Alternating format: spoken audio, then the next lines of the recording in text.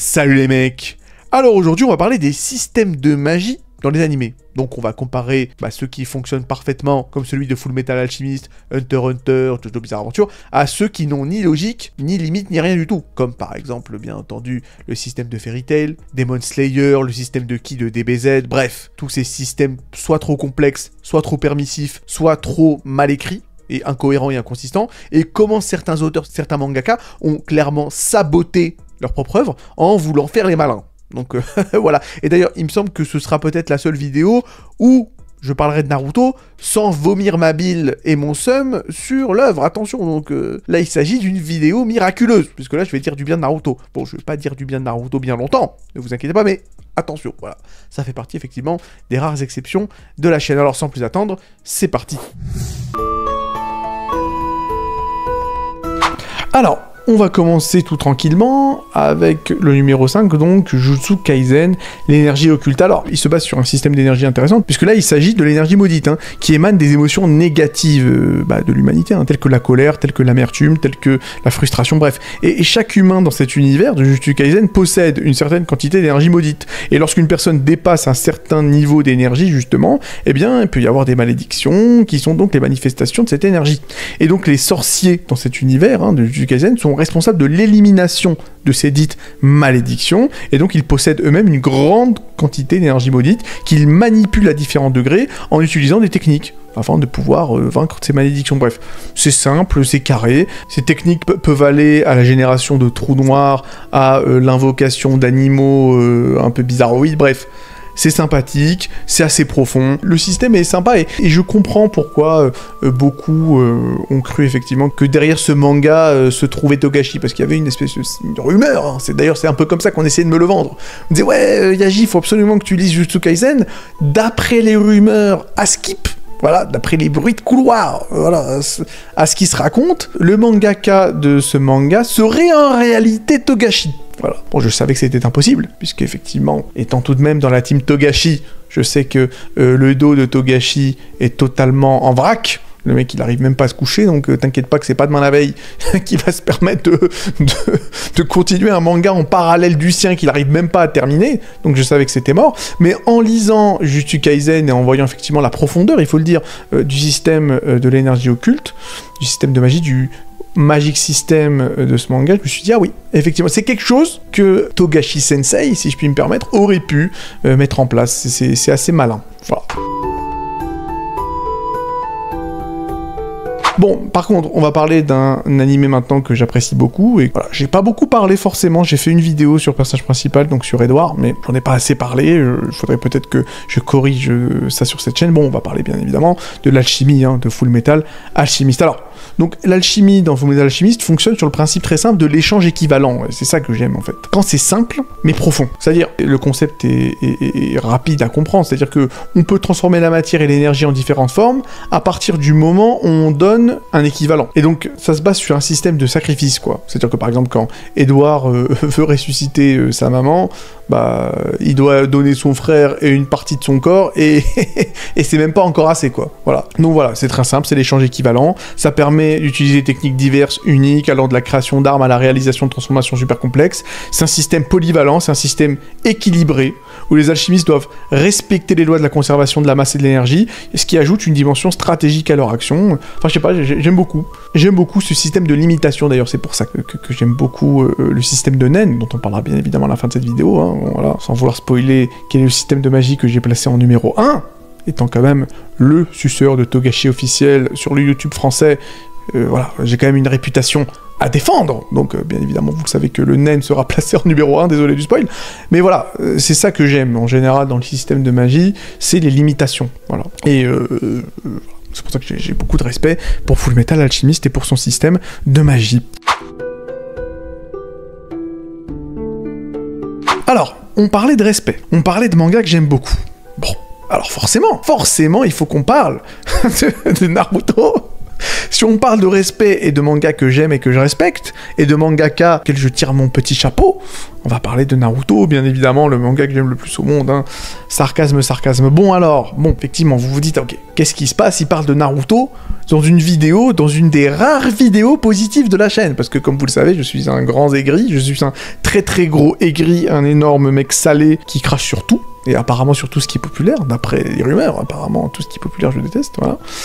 C'est à se demander pourquoi j'aime beaucoup SNK, mais bref, voilà. Mettons ça de côté. Ce ne sont que des racontards, comme vous le savez, je suis un vrai aigri, hein, ne vous inquiétez pas. Bon, alors, on se demande pourquoi je vais parler de Naruto dans une vidéo positive. Bah écoutez les mecs, je vais peut-être en défriser plus d'un, mais oui, je trouve que le système de chakra de Naruto est vraiment excellent. C'est dit, je sais, voilà, c'était pas un prank, on n'est pas le 1er avril, non, je le pense vraiment. C'est vrai qu'en général, je passe mon temps à cracher et à me vider de tous mes fluides sur Naruto et sur tout ce que ça représente, mais ça me fait pas plaisir de l'avouer, mais le système de magique, donc le Magic System de Naruto, est tout à fait remarquable. Je le trouve profond et complexe à la fois, parce qu'il y a effectivement cette espèce de pierre-feuille-ciseau, de système tripartite, avec le ninjutsu, le genjutsu et le taijutsu, c'est-à-dire le ninjutsu, les techniques de magie de base, le taijutsu, donc les attaques physiques, et le genjutsu, les illusions et tout ça.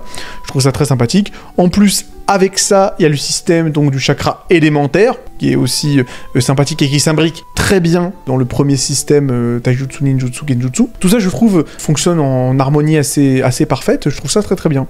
Voilà, tout simplement.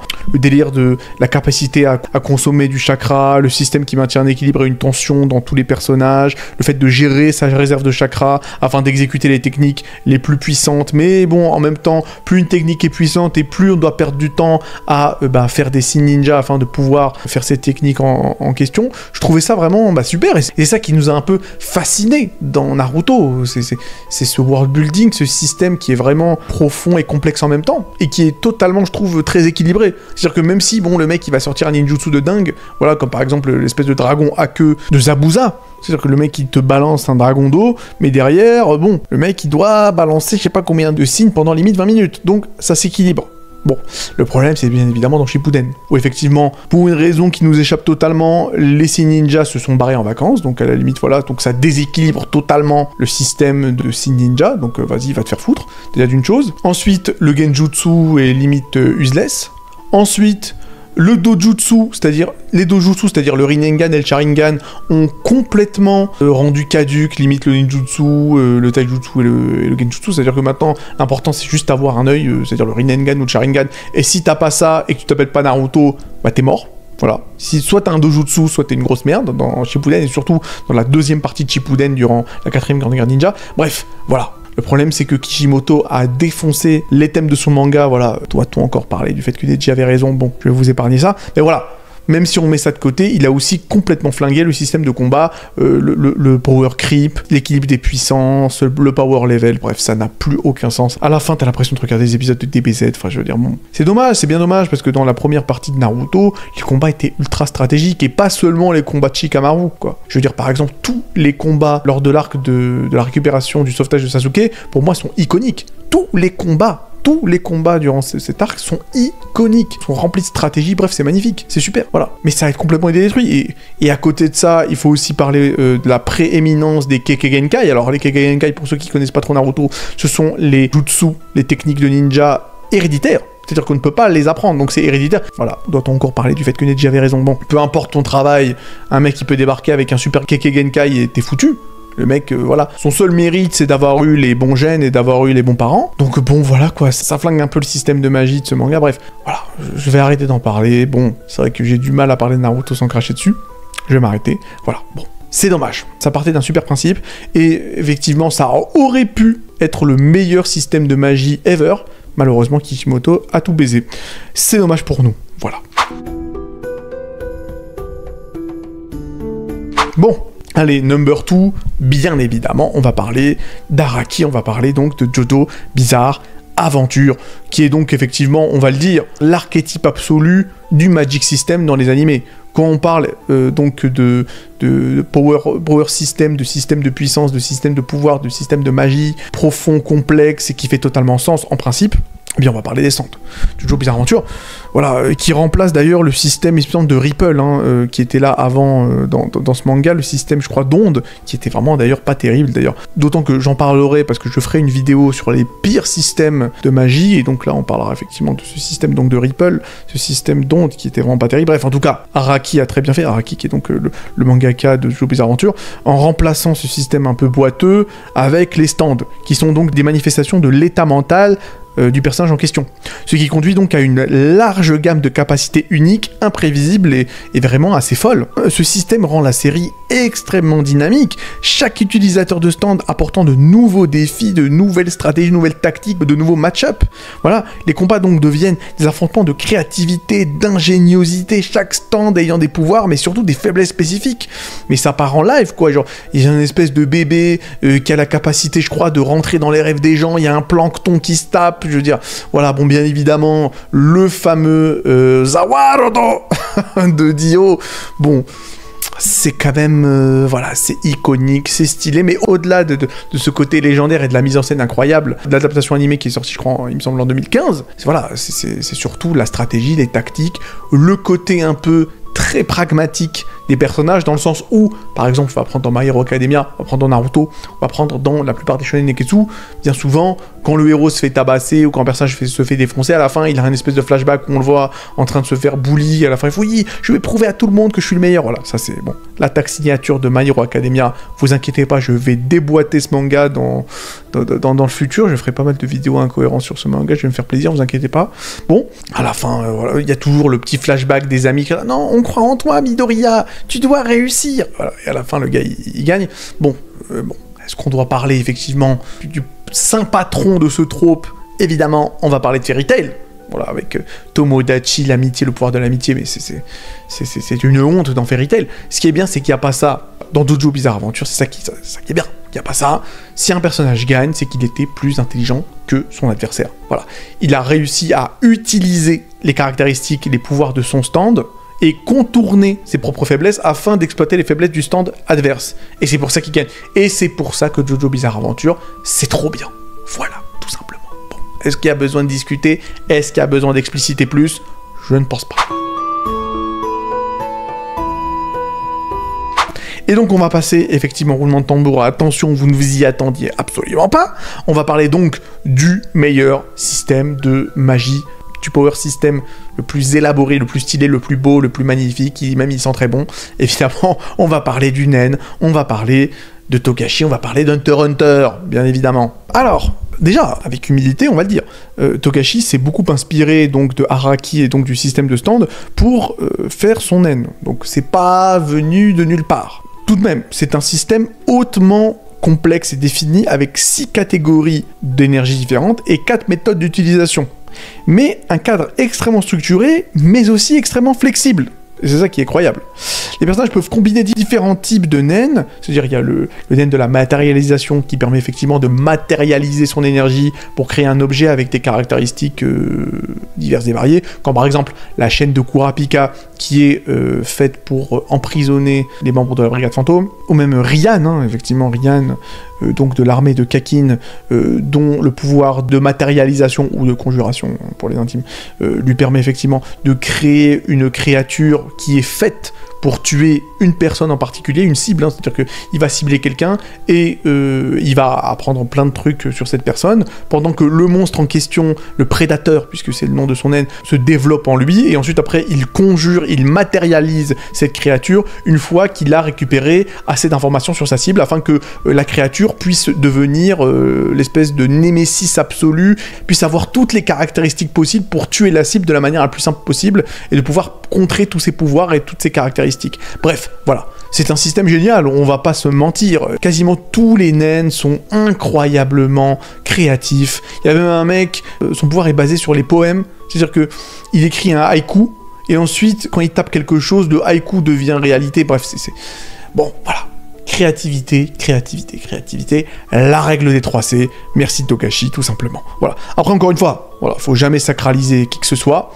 Togashi a pas mal de défauts, et le thème de Nen a des défauts. J'en avais parlé d'ailleurs dans ma vidéo des 5 ou 10 défauts d'Hunter x Hunter. J'avais dit bon, que le système de Nen, aussi incroyable soit-il, n'est pas dénué de défauts. Et un truc que je trouve assez chiant, c'est la complexité un peu inutile de toutes les appellations comme le N, le Ken, le In, le Gyo, le ceci, le cela, bon bref. C'est un peu de la complexité un peu useless en ce qui me concerne, et pour moi, ce que j'apprécie tout particulièrement dans le système de NEN, au-delà de la créativité, c'est le système de limitation-augmentation. Alors, qu'est-ce que je veux dire par là? En fait, le système de NEN fonctionne sur un principe très simple. Plus tu limites un pouvoir, plus il va être fort. C'est ça qui est énorme.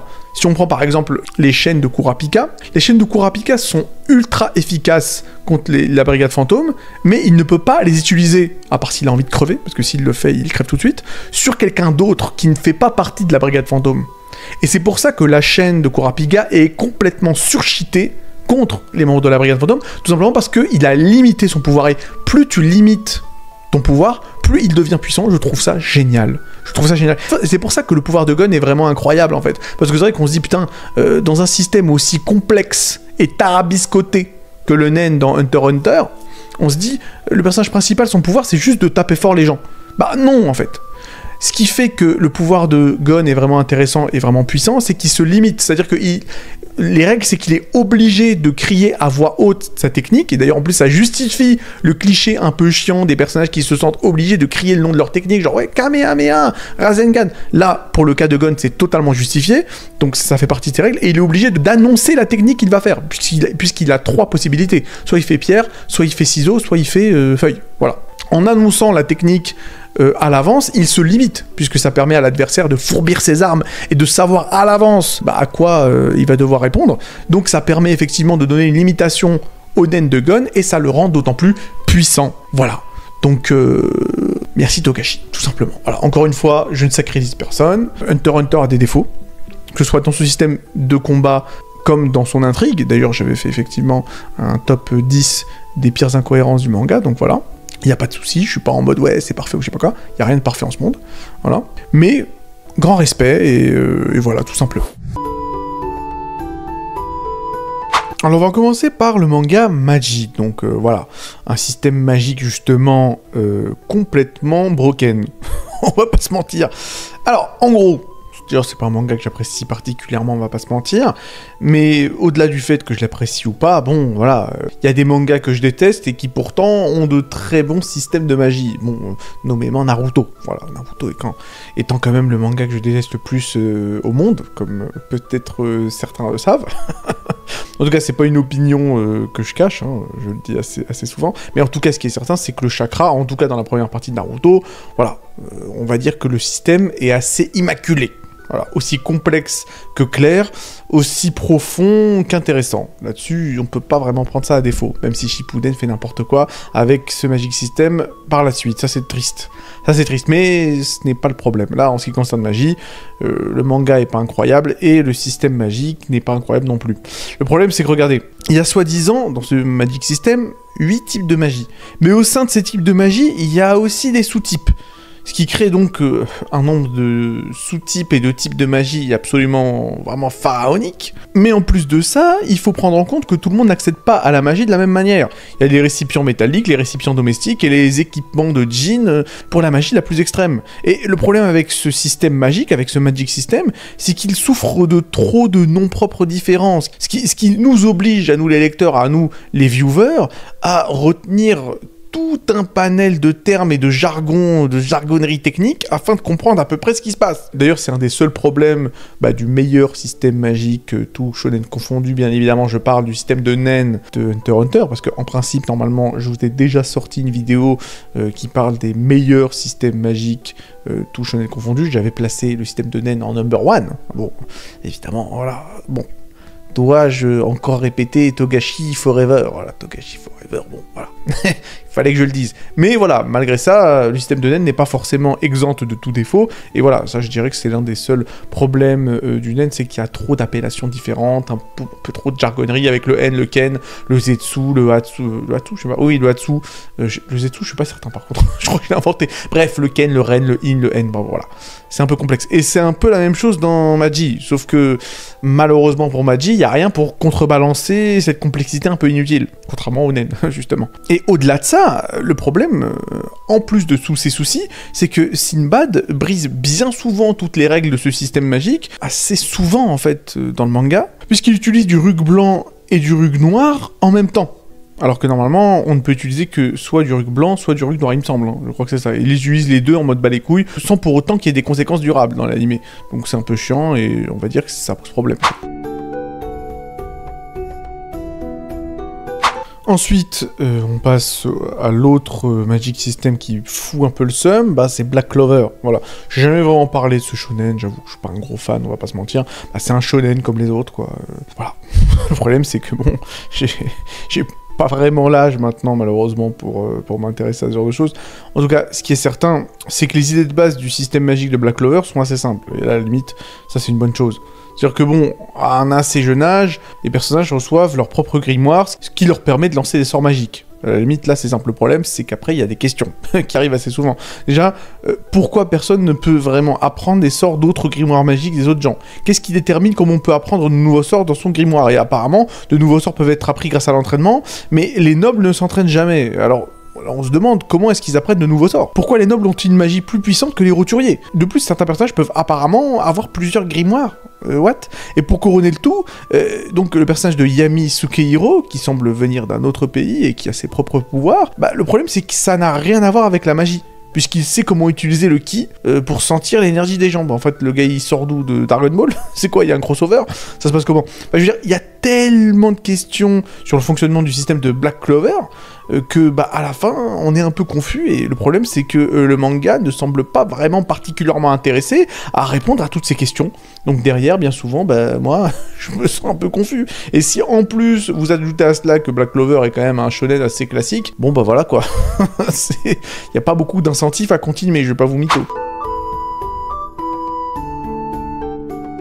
Ok, alors, pour la suite, je vais peut-être commettre un petit blasphème, mais attendez avant de dégager, de m'insulter, attendez les mecs, ça n'a pas l'air de ce que ça a l'air. Donc on va parler de Jojo Bizarre Adventure, et bien évidemment, là les gens vont dire, oh là là, tu vas te calmer tout de suite, on ne parle pas mal des stands, on ne parle pas mal des stands, puisque là il s'agit du meilleur avec, bien évidemment, de Magic System, tout manga confondu, donc on va se calmer. Oui, bien évidemment, les mecs, y a pas de souci par rapport à ça. Il est vrai que j'aime bien être un peu iconoclaste et casser un peu les icônes et les trucs que les gens aiment en termes général, mais sur Jojo Bizarre Adventure, bon, je suis quand même un mec poli, je suis bien élevé, je vais pas dire du mal du système de stand, d'autant plus que je l'ai placé numéro 2 dans mon classement des meilleurs Magic System, tout animé confondu, donc vous inquiétez pas. Parce que oui, là on va pas parler des stands, on va parler de l'onde, voilà, du système Ripple, hein, du Ripple System, du système d'onde, qui était donc le Magic System original dans Jojo Bizarre Adventure, durant les 2 premières parties de ce manga, avant d'être,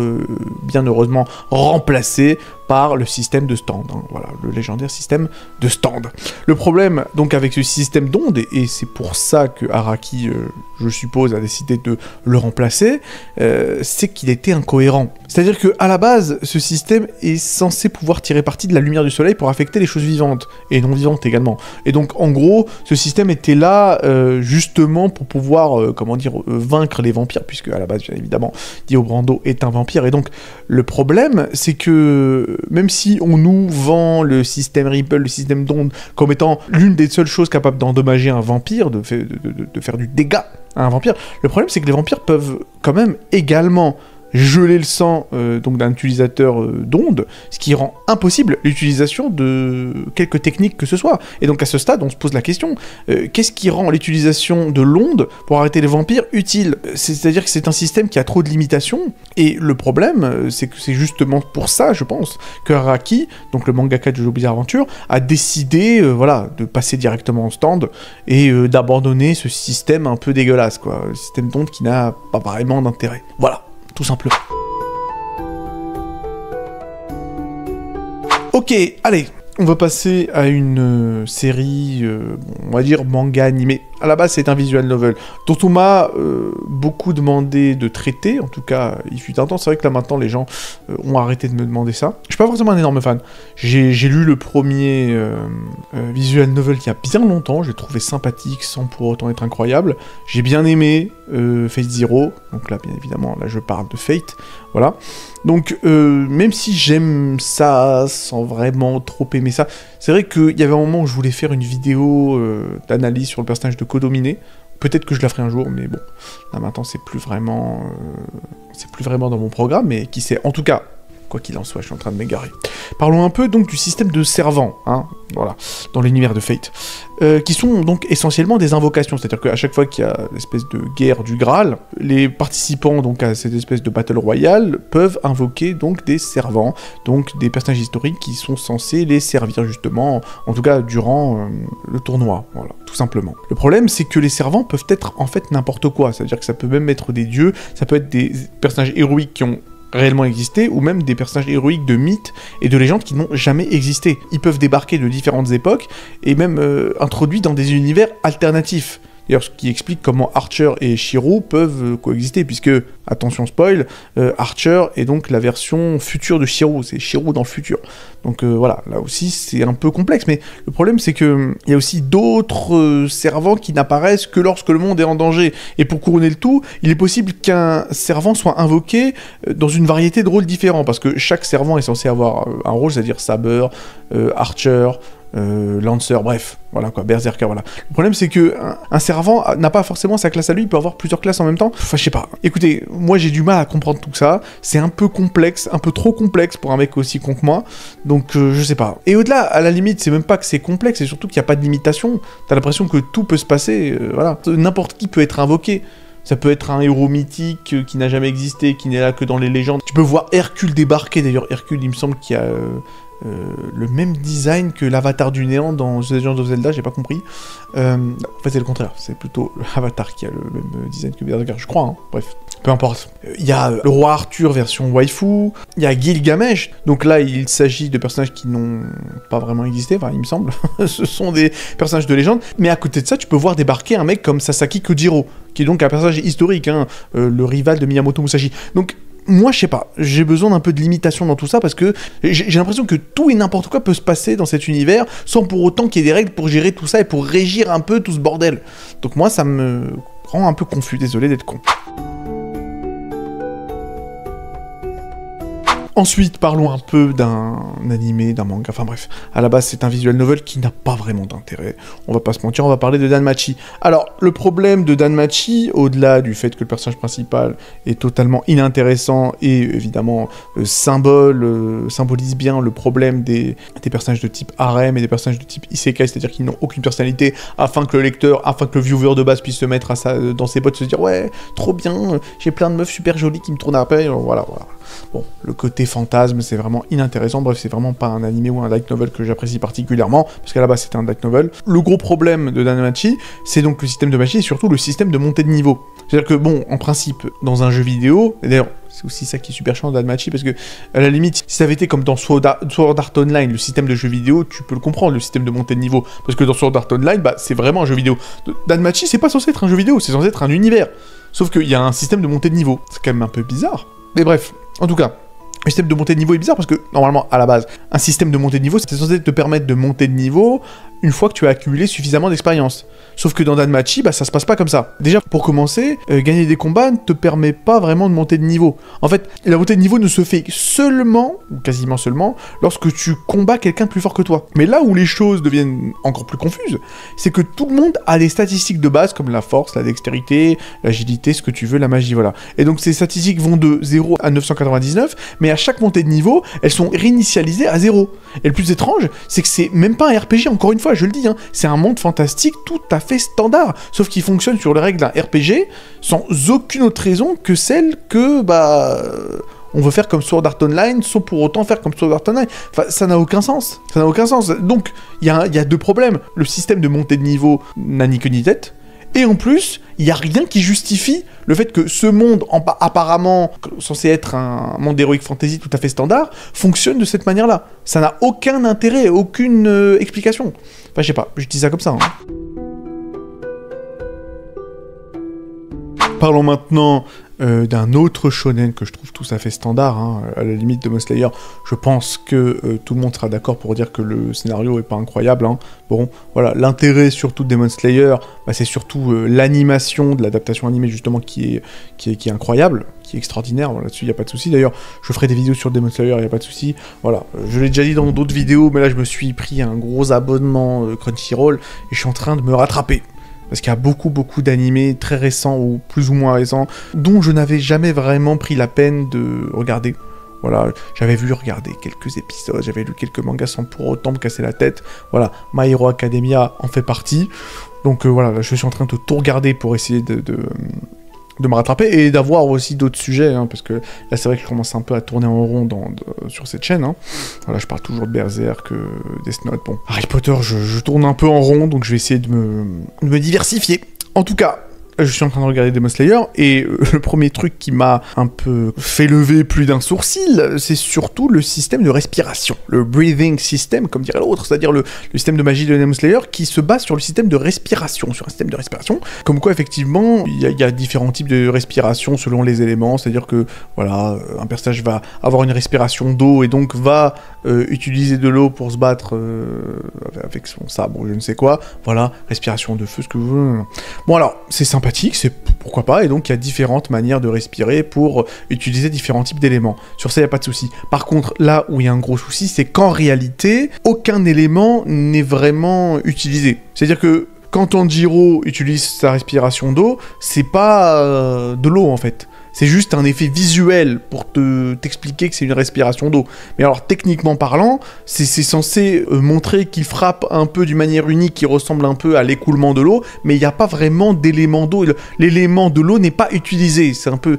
J'ai du mal à m'exprimer, mais c'est aussi pour vous dire à quel point le système est un peu bizarre. Et je sais qu'il y en a qui n'ont même pas vraiment compris, j'ai dû faire des recherches, je sais qu'il y en a qui n'ont pas compris ça, qui croient vraiment qu'en fait les personnages invoquent et utilisent réellement les éléments de leur respiration, alors que non, pas du tout. Il y a des exemples stupides, mais par exemple quand Zenitsu se bat contre le démon araignée, tu vois par exemple comment il s'appelle Tanjiro, dire « Ah tiens, incroyable, je sens la foudre tonner ou je sais pas quoi », alors que techniquement, bah il n'y a pas de foudre en fait, il n'y a pas de foudre. C'est juste Zenitsu qui utilise, il me semble, la respiration d'électricité. Bref, écoutez, moi je comprends rien. C'est vraiment très bizarre. Voilà quoi. Je sais pas, je trouve ça confus. Ça veut dire qu'on voit les éléments, on te parle d'éléments, mais en fait il n'y a pas d'éléments. Ok, d'accord. Bah, écoutez, pourquoi pas, mais il faudrait expliquer un peu mieux. Déjà en parlant des trois types du haki, qui ne sont peut-être pas si simples et qui ne coulent pas forcément de source. Sur le papier, c'est basique. Il y a le haki de l'observation, le haki de l'armement et le haki du roi. Donc trois types, et à première vue, c'est plus clair que le système fiscal français. Mais c'est exactement comme les trois groupes de verbes en français. Ça a l'air simple jusqu'à que tu te rendes compte qu'il y a 150 exceptions pour chaque groupe. C'est là où forcément on va se poser une question toute bête. Quand le haki a-t-il été inventé? J'en ai d'ailleurs parlé de ce problème dans ma vidéo sur les incohérences One Piece. En tout cas, la plupart des critiques du haki disent souvent que ce système a été mis en place post-ellipse, post-Marineford par Oda, afin de relancer l'intérêt pour One Piece, dans le sens où ça faisait 12 ans qu'on était en train de faire joujou avec les fruits du démon, donc fallait, entre guillemets, une nouvelle mécanique, un nouveau jouet pour relancer l'intérêt des combats. Ce qui est pas forcément complètement faux, dans le haki peut être vu exactement comme avec les fruits du démon, divisés en trois, les Zoan, les Paramecia et les Logia, des pouvoirs qui rendent invisibles, une montée en puissance, bref. Oda aurait fait un copier-coller des fruits du démon, sauf qu'il a renommé le dossier Haki et hop, nouveau système magique. Mais encore une fois, le vrai problème du Haki, c'est qu'on essaie de nous faire croire qu'il était là depuis le début du manga, dès le chapitre 1, hein, ou presque, puisque techniquement parlant, et en ce qui me concerne c'est un retcon, le premier vrai usage du Haki, c'est lors du premier chapitre où Shanks calme un espèce de monstre marin géant par sa seule présence avec un seul regard, après qu'il ait perdu effectivement son bras. Et ce serait donc le Haki du roi. Mais voilà, si on devait être tout à fait honnête, en ce qui me concerne, c'est un retcon, c'est une réécriture rétroactive, et c'est facile à l'heure d'aujourd'hui de dire oui, bah c'était du haki à l'époque, alors qu'à l'époque en fait c'était juste une aura badass de Shanks et qu'il n'y avait pas plus d'explications derrière ça. Parce que le premier moment où le haki sera nommé, c'est dans le chapitre 234. Barbe Noire parle de Luffy et dit qu'il ne vaut pas 30 millions de berries à l'œil. Mais en version japonaise, il utilise le mot haki, littéralement traduit par donc ambition en français, et à l'époque, personne ne percute. Les traducteurs officiels de One Piece passent totalement à côté de ce terme-là, et donc à côté de la plaque, ce qui veut dire que Oda avait commencé à avoir le mot haki, le terme haki en tête, depuis l'arc Skypiea, mais ça s'arrête là. Il n'avait pas son fonctionnement en tête, le système était de toutes les manières encore flou, presque métaphorique, le haki, c'était peut-être un mot fourre-tout pour dire, ok, il est puissant, il a de l'aura, mais ça s'arrête là. Et le haki, dans les faits, est un bricolage de plein d'idées anciennes. Le mantra Skypiea, finalement, c'est de l'haki de l'observation, l'aura de Shanks qui fout la pression à Barbe Blanche, finalement, a posteriori, on te dit que c'est le haki du roi, on recolle les morceaux, on s'accroche à toutes les branches scénaristiques auxquelles on peut, on fait passer ça pour une grande révélation, et on appelle ça cohérence, on appelle ça, attention, Oda le génie, qui avait tout programmé depuis le chapitre 1, alors qu'en réalité, on appelle ça se raccrocher aux branches, ni plus, ni moins. Et ce qui est vraiment drôle dans toute cette histoire, c'est qu'avant l'arc Sabaody, le haki du roi était littéralement une capacité exclusive à Shanks. C'est lui qui l'utilise sur le roi des mers au chapitre 1, puis à nouveau sur l'équipage de Barbe Blanche. Et au-delà de ça, il y a beaucoup de moments dans la première partie de One Piece qui peuvent être très facilement être réécrits comme étant une démonstration de haki, comme par exemple Zoro et son Asura. On peut très bien dire que le Asura est un pouvoir lié au haki du roi, pourquoi pas, on peut très bien dire ça. Bon, apparemment c'est pas le cas, c'est juste une illusion d'artiste martial, mais avec cette réécriture du haki, on peut foutre le haki n'importe quand et n'importe comment dans la première partie de One Piece, et dire que finalement Oda avait tout prévu, que c'est un génie, mais faut arrêter de nous prendre pour des cons à un moment donné. D'ailleurs, on en reparlera de l'utilisation plus ou moins discutable du haki de la part de Zoro dans la première partie, notamment face à Mr. One. Bref, on en reparlera. Et l'autre problème vis-à-vis de la première partie de One Piece, c'est qu'une fois que le haki a été officiellement introduit et expliqué durant le post-time skip, on se retourne sur les arcs précédents justement et ça coince. Il y a plein de gros trous scénaristiques qui ne cessent d'apparaître. Certains personnages auraient dû avoir le haki avant l'ellipse. C'était juste nécessaire pour que l'univers de One Piece reste crédible. Si on prend Crocodile par exemple, il aurait affronté Barbe Blanche soi-disant. Et Gecko Moria était censé être un des rivaux de Kaido. Alors certes, ils ont tous les deux perdu, mais ne serait-ce que pour atteindre le niveau requis pour se battre contre ces deux personnages-là, ils auraient dû maîtriser au minimum un haki d'armement de base. D'autant que dans l'univers, on apprend ensuite qu'un simple vice-amiral de la marine est supposé avoir le haki comme compétence standard. Donc ça n'a clairement aucun sens, surtout quand on part du principe que Crocodile s'est fait éclater par un Luffy qui à l'époque ne savait même pas ce que c'était que le haki. Ça n'a strictement aucun sens. Et justement, puisque j'en ai un peu parlé avant, on va en parler de manière plus appuyée, plus poussée, on va parler du CP9. Alors, lors de l'arc Thriller Bark, Kuma dira, et cette réplique est assez forte et assez intéressante, il dira que personne n'aurait pu penser que Rob Lucci pouvait perdre face à Luffy. En tout cas, avant l'arc d'Enies Lobby. Et là, on peut se demander, mais pourquoi est-ce qu'il dit ça? Pourquoi penser que Rob Lucci était imbattable, alors qu'il ne savait même pas utiliser le haki, techniquement? Aujourd'hui, c'est devenu une évidence. Si tu ne maîtrises pas le haki, t'es juste un schlag.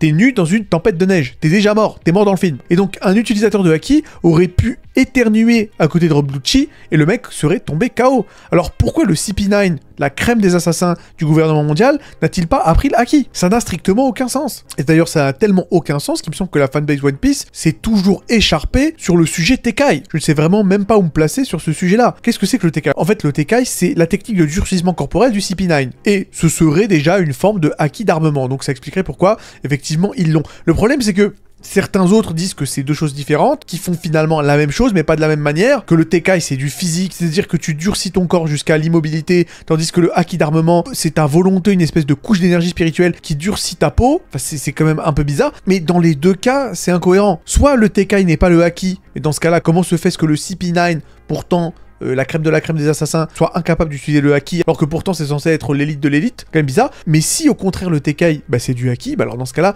comment se fait-ce que Zoro, quasiment au début du manga, ait pu battre Das Bones? Ça n'a strictement aucun sens. Si t'as pas de haki, normalement tu peux battre un mec qui a le haki. Enfin bref, vous m'avez compris. Vraiment compliqué à comprendre ces histoires. D'autant que le Tekai du CP9 n'a pas ce côté sombre, parce qu'en principe, le haki d'armement est une espèce de revêtement noir qui couvre la peau de son utilisateur. C'est pas le cas là. Donc encore une fois, c'est très difficile à comprendre, moi-même j'ai pas certain d'avoir saisi. D'autant que c'est pas fini. Le haki, d'après ce que j'ai compris, a 5 niveaux. Une progression en 5 étapes. D'abord, première étape, armure invisible, une espèce de couche invisible de haki qui te protège sans effet visuel. Le durcissement, seconde étape, qui utilise tellement de haki que ça devient visible, avec la fameuse peau noire dont je viens de parler, le revêtement sombre sur la peau. Ensuite, l'imprégnation, c'est-à-dire qu'on peut infuser son haki dans un objet. genre l'épée par exemple, ou vêtements comme Doflamingo. Les missions, 4ème étape, avec le haki qui devient si puissant qui redevient invisible mais peut toucher sans contact direct, comme Rayleigh ou Luffy à Udon. Et dernière étape, la destruction interne avec le haki qui ignore les lois de la matière et entre dans le corps de l'ennemi et le détruit de l'intérieur. Mais ces 5 stades, c'est pas une progression linéaire, c'est un arbre de compétences. Tu peux maîtriser l'étape 5 sans avoir jamais montré l'étape 3. Et en fait, c'est un flou total complètement incompréhensible. Et ça crée tellement d'incohérences. Et on va revenir avec le cas Zoro, qui tape directement au niveau 5 sans passer par le niveau 1 ou 2. C'est quand même compliqué. Je veux dire, encore une fois, on va en reparler de son combat contre Das Bones à Alabasta. À ce moment-là, Zoro coupe littéralement l'acier en utilisant ce qu'on appelle aujourd'hui le haki d'armement avancé du niveau 5. Celui qui détruit de l'intérieur. À l'époque, c'était vu comme une prouesse d'escrimeur, mais des années plus tard, à l'heure d'aujourd'hui, Yogoro utilise exactement cet exemple pour expliquer le haki. Un bon sabre coupe l'acier si le sabre le veut, et ne tranche même pas une feuille de papier s'il ne le souhaite pas. Donc oui, Zoro aurait utilisé du haki niveau 5 avant tout le monde. Il a littéralement commencé par la fin. J'ai envie de dire pourquoi pas pour Zoro, mais même là encore, ça n'a aucun sens. Et apparemment, il aurait même utilisé aussi un peu d'acquis d'observation, vu qu'il savait où allaient tomber les pierres, et qu'il sentait la présence de son sabre. Bref, encore une fois, j'ai du mal à saisir, moi, ces histoires de haki, ça n'a strictement aucun sens. Le haki, en fait, t'as l'impression que c'est un peu, voilà, hein, c'est un peu comme un oignon, c'est fait de couches. Et plus tu les pelles, plus ça pique les yeux. Désolé les mecs, c'est pas un système pensé d'un bloc dès le début par Oda, c'est une espèce d'assemblage progressif de concepts éparpillés, consolidés au fur et à mesure qu'Oda avançait dans son histoire. Et c'est là que ça devient gênant, parce qu'à force de vouloir tout recoller a posteriori, il a construit un système plus opaque que profond, plus pratique que cohérent. Et je le dis en tant que quelqu'un qui vient de relire les 1000 premiers chapitres de One Piece, et clairement, bah je suis pas fan. Après, je suis pas malhonnête, hein. Je vois les efforts d'Oda, mais je vois également les coutures et voilà, les fils blancs qui dépassent. Et c'est même pas le pire, parce qu'en réalité, même le mot haki n'est pas forcément utilisé par tout le monde. Donc voilà, bienvenue dans les joies de la confusion sémantique one piecienne. Par exemple, si on prend Yogoro, lui-même ne parle jamais de haki. Il utilise un autre terme, le Ryuo, je sais pas exactement comment prononcer ça. Déjà que ça se complique, personne ne sait vraiment comment le prononcer correctement, en tout cas moi je sais pas. Est-ce que c'est Ryo, est-ce que c'est Ryuo, est-ce que c'est Rai-O, je ne sais pas. Voilà. Ce serait quand même sympa de s'accorder sur ce que ce mot désigne exactement. Et même le haki classique a un problème de terminologie. À un moment donné, on parle de haki du roi, on parle du haki du conquérant, du haki du roi suprême, de je sais pas quoi, j'ai rien pigé. Et en plus, entre les différentes traductions, la version originale, les versions américaines, où il n'est pas question du haki, mais de l'esprit, genre l'esprit conquérant. Enfin, c'est complètement, voilà, difficile. En termes de clarté, c'est pas un truc de ouf. Et en plus, le truc le plus ironique dans cette histoire, c'est que cette histoire de Ryuo, d'ailleurs, est-ce que c'est le haki ou pas? Moi, je pars du principe que oui, mais c'est que ça a été introduit à Wano. Wano, on va le dire, d'ailleurs je pense que je ferai une vidéo là-dessus, c'est le pire arc de One Piece, et c'est surtout l'arc le plus confus de One Piece. Donc en plus du fait que c'est écrit vraiment relativement mal, on te sort des nouvelles expressions que tu ne comprends pas. Donc c'est vraiment bizarre. Mais étant donné que Haki apprend ce mot de Ryuo spécifiquement pendant son entraînement au Haki avancé, ça voudrait dire que implicitement, le Ryuo désigne uniquement le Haki avancé. D'autant que Oden et Yogoro utilisent parfois le Haki de base aussi. Donc au final, le Ryuo, c'est juste une autre manière de dire Haki d'armement à tous les niveaux. Mais bon, la bonne nouvelle dans cette histoire, c'est que le Haki de l'observation est un peu plus clair. Et un peu plus facile à comprendre. Il te permet techniquement de ressentir les présences, d'estimer la force, de lire les émotions, de prédire les mouvements, et si t'es super fort, de voir l'avenir. C'est plus une arborescence de compétences qu'un escalier linéaire. Et l'un des meilleurs utilisateurs de ce haki, c'est Otohime, la reine de l'île des hommes poissons, puisqu'elle ne fait pas que de prédire les coups, elle lit parfaitement les émotions autour d'elle, un talent d'ailleurs qui n'a jamais été égalé, même après 1000 chapitres, en tout cas, là où je me suis arrêté, un peu après l'arc Wano. Mais bon, si on passe au haki des rois, là par contre, on va revenir au royaume de la confusion, parce que là aussi c'est un terme qui est extrêmement vague. Il n'y a aucun moyen clair de savoir quand quelqu'un l'utilise. Pas mal de fans de One Piece se sont mis d'accord sur le fait que lorsqu'un personnage utilise le haki du roi, il y a des espèces d'éclairs noirs qui apparaissent, et que ce serait un bon indicateur, le Black Lightning, mais pas vraiment. Parce qu'il y a pas mal de moments dans le manga où effectivement il y avait des éclairs noirs, mais il n'y avait pas d'utilisation du haki du roi. Comme par exemple le combat de Jinbei contre Wuzhu. Bah, le problème c'est qu'on voit des éclairs noirs durant leur combat, mais aucun des deux n'est censé avoir la maîtrise de ce haki. Donc encore une fois, Cet effet visuel d'éclair noir est un choix artistique qui est devenu canon sans vraiment l'être, et il y a pas mal de séquences comme le Honesty Punch de Kobe qui déclenchent un débat infini dans la fanbase de One Piece. Est-ce que Kobe avait le haki du roi à ce moment-là, ou est-ce que c'est juste un effet visuel? Donc encore une fois, c'est quand même complexe, et au-delà de ça, le problème du haki du roi, c'est que ça rend le haki de l'armement un peu obsolète. C'est-à-dire que le haki du roi avancé fait tout ce que le haki de l'armement fait, mais en mieux. Il peut durcir, taper sans contact, exploser de l'intérieur, donc à quoi bon avoir 3 types de haki si un seul les écrase tous? Ça donne l'impression que l'armement n'est qu'un tutoriel, une étape temporaire vers le vrai pouvoir, le vrai haki, donc le haki du roi. Et on n'a même pas fini au niveau du chapitre des contradictions post-ellipse, c'est-à-dire post-Marineford. Puisque après le timeskip, Oda nous vend que tous les combattants sérieux maîtrisent le haki de manière standard. Voilà, si tu es un mec sérieux dans One Piece à partir de Marineford, tu maîtrises le haki, il n'y a pas d'exception.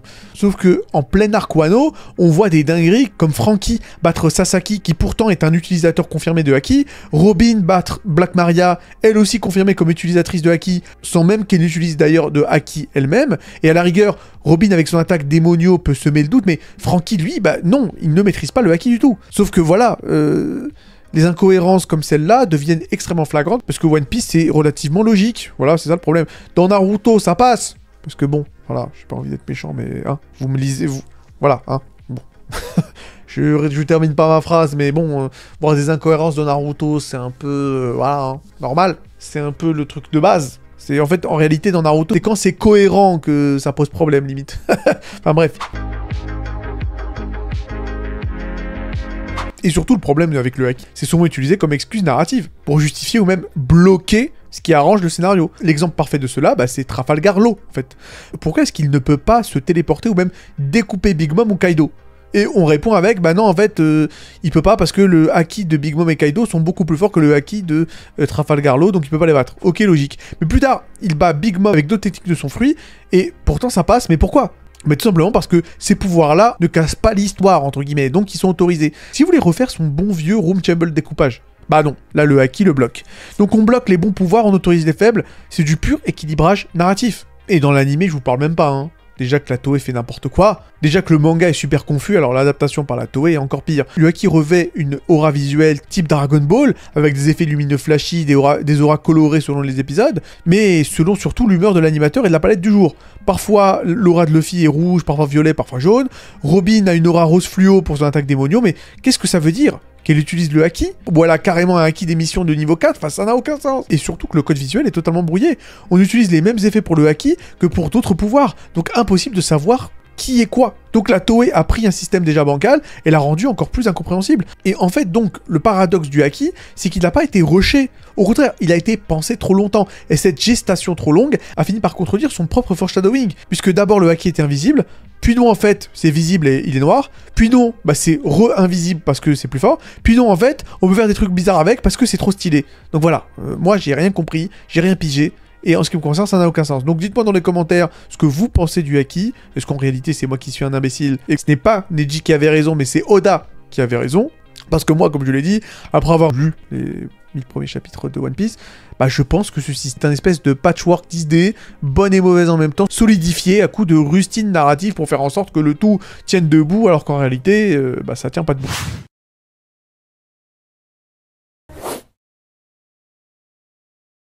D'ailleurs, en parlant du power level, bah parlons de ce véritable cancer de la cohérence narrative de ce manga, puisque comme si ça ne suffisait pas, on a également le droit à l'une des pires inventions de l'histoire du shonen, les power level numériques, oui, comme dans DBZ, hein. Sauf que là, c'est encore plus stupide, je savais même pas que c'était possible. Chaque perso a un chiffre. Tu peux avoir 10 000 de magie, 20 000 de force physique, 15 000 de présence mystérieuse. What? Et on additionne ça comme si c'était des points dans un mini-jeu de la foire du trône. Mais à quoi ça sert en fait, à part flinguer tout le suspense? Tu sais qui va gagner avant même que le combat commence, faut juste, faire des additions. Et le pire, c'est que ces chiffres sont totalement arbitraires. Un perso peut doubler sa puissance en une scène vis-à-vis de l'autre. Tu peux être à 60 000 et te faire défoncer par un mec à 40 000, si le scénario le décide. C'est comme si le mangaka lui-même, c'est-à-dire Nakaba Suzuki, regrettait son système. Et j'ai envie de dire, oui, il a bien raison de le regretter, mais voilà, il veut pas l'assumer. Un shonen Neketsu qui s'est clairement tiré une balle avec son vulgaire compteur, puisque Seven Deadly Sins, au départ, c'était pas si mal que ça. C'était un cocktail bien dosé, entre baston d'entités quasiment Lovecraftiennes, des designs relativement classe, un humour un peu débile mais parfois charmant, et surtout des combats imprévisibles, tendus et nerveux. Les premiers arcs regorgeaient de moments stylés, où les personnages utilisaient leur cerveau, leur pouvoir unique, et une bonne dose de panache pour l'emporter. Je veux dire, souviens-toi du moment où Gil Thunder balance sa lance depuis l'autre bout de la planète et Meliodas la chope nonchalamment avant de la renvoyer. Il n'y avait pas un mot à l'époque, pas de chiffres, juste une démonstration de puissance visuelle, scénaristique et organique. Et là on dit bah ok, super, les enjeux sont en train de monter. Et là on ressent quelque chose. Puis un jour, quelqu'un, dans un bureau, probablement possédé par je ne sais quel démon du shonen marketing, a dit et si on rajoutait un système de niveau de puissance, avec un œil magique qui dit tout, comme un radar à hype, hein, mais version flemme quand même, parce qu'on va tout de même pas se casser la tête. Et ce fut la naissance de la chose, entre guillemets. L'œil magique de Baylor, l'appareil qui a transformé chaque personnage de Seven Deadly Sins en carte Pokémon, hein, on va pas se mentir, parce que tout d'un coup, le mystère est mort, directement. Pourquoi se casser la tête à écrire une montée de tension quand tu peux juste afficher « Oh non, il a 48 000 points, mais moi je suis à 35 000 points !» Et là, bim, ce ne fut plus des combats, ce fut des fiches Excel qu'on voyait effectivement à longueur de temps dans Seven Deadly Sins. Et les combats sont forcément devenus prévisibles. L'introduction du système chiffré dans ce manga a détruit ce qui rendait les affrontements intéressants. Et ce qui rendait les affrontements intéressants, bah, c'est le doute. Justement, avant tu te demandais est-ce qu'il va s'en sortir, il semble le dépasser, mais peut-être qu'il a un plan. Mais bon, maintenant après Baylor, bah tout ce que tu te dis c'est ok, bah il a 20 000 points de moins que moi, donc je vais l'éclater. Ou alors il va avoir une transformation secrète et ensuite bah ce sera moi qui me fera éclater. Super. C'est plus des combats, c'est un algorithme. C'est comme si t'essayais de regarder une partie d'échecs avec un panneau au-dessus de chaque joueur qui dit ce mec va gagner, voici son pourcentage de win rate, bonne chance pour l'émotion les frérots. Non mais c'est quand même compliqué. Mais attendez, c'est même pas fini, parce que le summum de la paresse d'écriture, c'est quand l'évolution des personnages est elle-même réduite à un upgrade numérique. Avant c'était il s'est entraîné, il a maîtrisé un pouvoir interdit et il a fait face à ses traumatismes, donc il est plus fort. Mais sauf que après l'œil de Baylor, il est passé de 47 000 points à 60 000 points, parce qu'il a crié très fort et a eu un flashback un peu larmoyant. La progression devient linéaire, fade et sans impact émotionnel. Plus de symbolisme, plus de mérite narratif, juste une jauge de puissance qui monte. C'est comme si tu demandais à quelqu'un, alors il a évolué comment ton perso préféré, et que le mec te réponde, bah en fait maintenant il fait 22% de dégâts de plus, voilà c'est tout. Enfin ouais, génial, mais non merci finalement. Et là où ça pique vraiment, c'est que le mangaka de Seven Deadly Sins, c'est-à-dire Nakaba Suzuki, savait écrire des combats sans ça. Il l'a prouvé au début, il avait les outils, il avait le talent, et pourtant il a préféré céder à la facilité du plus gros chiffre. Alors oui, Escanor a tout emporté avec sa présence de Gigachad solaire, mais une fois qu'il a quitté la scène, bah y a plus rien, il y a le vide. Il y a juste l'écran qui affiche 93 000, et toi t'es là les bras croisés, l'œil vide, en train de regretter l'époque où un mec balançait une épée et que c'était suffisant pour te faire vibrer. Et clairement, le système des niveaux de puissance, des power levels, c'est comme donner des spoilers avec un mégaphone en pleine salle de cinéma. Tu tues le plaisir avant même qu'il ne commence. Et Seven Deadly Sins avait tout à la base. Et puis un jour, bah, quelqu'un a cru que coller un chiffre sous l'épaule de chaque personnage allait améliorer l'histoire, sauf que spoiler, bah pas du tout. Donc vous l'aurez compris, c'est de la merde, mais bon voilà quoi. Bon, on continue avec, bah écoutez... voilà, mon deuxième manga préféré, vu que le premier étant Naruto, le deuxième étant DBZ. Non, je rigole. Non, j'ai pas de haine contre DBZ, contrairement à Naruto, mais c'est vrai que bon, voilà, vous connaissez mon pédigré et ma réputation, je suis pas forcément le plus grand fan de Dragon Ball. Voilà, j'ai passé quand même pas mal de vidéos à critiquer ce manga. Cela étant dit, l'un des problèmes de Dragon Ball, c'est surtout le power system. En fait, le problème avec le power system de Dragon Ball, avec le ki de Dragon Ball, c'est que c'est un peu l'alpha et l'oméga. Il y a que le chiffre qui importe, et je trouve ça un peu con. Voilà, tout simplement. Je trouve ça un peu chiant. Et j'en ai beaucoup parlé dans mes vidéos de critique de Dragon Ball, c'est que bien souvent, c'est le mec qui a le plus gros chiffre qui gagne. C'est toujours comme ça. Il n'y a pas vraiment de stratégie, je veux dire... Voilà, vous pouvez très bien me trouver un combat où il y a un peu de stratégie, comme par exemple le second combat entre Vegeta et Zarbon, où il y a le côté un peu mind game avec le Zenkai Boost de Vegeta, c'est-à-dire que bon, Vegeta cache à Zarbon qui a eu le Zenkai Boost depuis sa dernière défaite face à lui et qu'il est devenu plus fort, il utilise un peu de ça pour le balancer dans les yeux de Zarbon afin de pouvoir le déstabiliser, bref, il y a un petit côté stratégique. Par contre, dans tous les autres combats, pour la plupart des autres combats de DBZ, il n'y a pas vraiment de stratégie, il n'y a rien du tout, il suffit juste effectivement que l'un ait un meilleur chiffre que l'autre, et puis voilà. C'est tout. C'est celui qui a le meilleur chiffre qui gagne, à part s'il y a un petit Genki Dama qui sort un peu de nulle part, et encore, même là, c'est pas certain, quoi. Voilà, on est bien loin d'un Hunter x Hunter, où c'est pas forcément le mec le plus fort qui arrive à gagner. Tu prends par exemple un combat comme Gun versus Boomer, voilà, Boomer est le mec qui a le plus de naines, et pourtant c'est lui qui perd. Pourquoi ? Parce que, voilà, notre ami Gon avait une super stratégie, c'est-à-dire de sacrifier ses deux mains afin de pousser Gensru à utiliser tout son naine sur ses mains justement, et à oublier de protéger son visage afin que forcément Gon puisse lui mettre un bon gros head kick sur son menton, quoi. Voilà. Et donc quasiment lui faire perdre connaissance.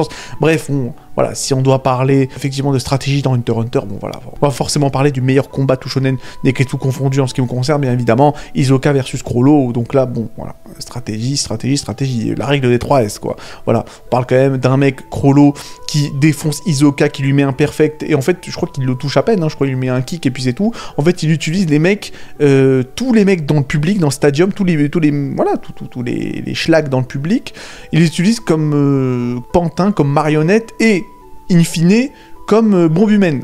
Voilà. Bon, c'est vraiment à des années-lumière, à des milliards d'années-lumière de DBZ. On parle même pas de Jojo Bizarre Adventure. Voilà, bon, voilà. Je pense que en termes de comment écrire des combats stratégiques et intéressants, je pense que Araki, donc le mangaka de Jojo Bizarre Adventure, n'a de leçons à recevoir de personne. Donc voilà, encore une fois, pour moi, le problème de DBZ, c'est ça. C'est les combats qui sont trop bébêtes, qui se basent trop sur les transformations.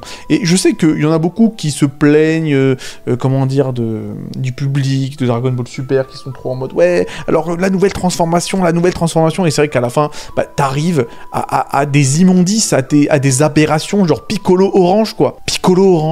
Ok. D'accord, après quoi, Piccolo violet, Piccolo arc-en-ciel, Goku avec les cheveux bleus, ensuite les cheveux roses, ensuite les... Enfin, je veux dire, on arrive à des aberrations comme ça, et je vous le dis, c'était également le cas à un moindre degré dans DBZ. Super Saiyan 2, Super Saiyan 3, et ça aurait continué encore longtemps. C'est trop bébête, c'est trop con, voilà, je suis vraiment désolé, mais bref, il y avait moyen de faire mieux, je dis rien. Encore une fois, respect à Toriyama, rip à lui, y a pas de souci. Voilà, respect à ce grand monsieur, mais voilà, moi je vous le dis, je ne sacralise personne, et même, même Togashi, j'ai aucun souci à donner les défauts et à dire ce que j'aime pas dans Hunter x Hunter. Donc à la limite, si je dis ça de Togashi, je vois pas pourquoi, je me retiendrai pour Toriyama. Voilà. Encore une fois, rip à lui.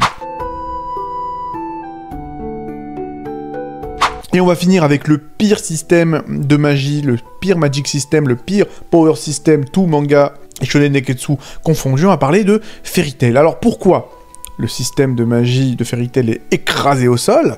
C'est parce qu'il est très mal défini, tout simplement. C'est-à-dire que la plupart des personnages n'ont qu'une seule forme de magie, à la limite c'est bien, au moins c'est simple. Le problème c'est que certains personnages peuvent en apprendre plusieurs, mais c'est jamais vraiment expliqué pourquoi et comment quelqu'un peut obtenir plusieurs types de magie. Et il est d'ailleurs possible d'implanter de la lacryma dans quelqu'un pour lui apprendre de la magie, mais ça n'a apparemment aucun inconvénient ni limite.